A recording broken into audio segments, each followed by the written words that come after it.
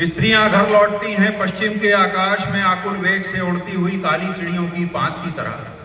स्त्रियां घर लौटती हैं पश्चिम के आकाश में आकुल वेग से उड़ती हुई काली चिड़ियों की बात की तरह। स्त्रियों का घर लौटना पुरुषों का घर लौटना नहीं है।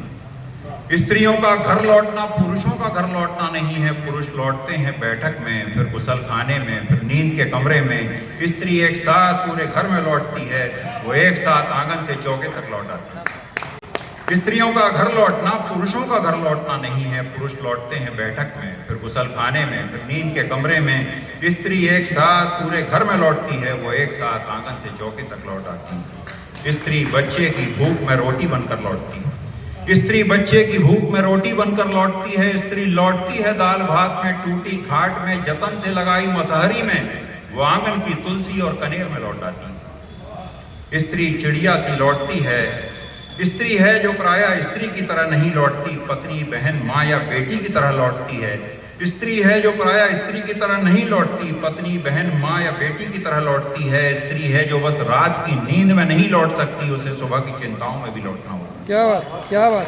स्त्री है जो प्रायः स्त्री की तरह नहीं लौटती, पत्नी, बहन, माँ या बेटी की तरह लौटती है। स्त्री है जो बस रात की नींद में नहीं लौट सकती, उसे सुबह की चिंताओं में भी लौटना होता है। स्त्री चिड़िया सी लौटती है और थोड़ी मिट्टी रोज पंजों में भर लाती है, छोड़ देती है आंगन में। घर भी एक बच्चा है स्त्री के लिए, जो रोज थोड़ा और बड़ा होता है।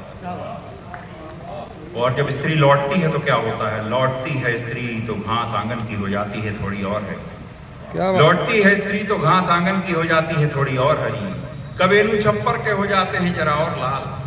लौटती है स्त्री तो घास आंगन की हो जाती है थोड़ी और हरी। कबेलू छप्पर के हो जाते हैं जरा और लाल।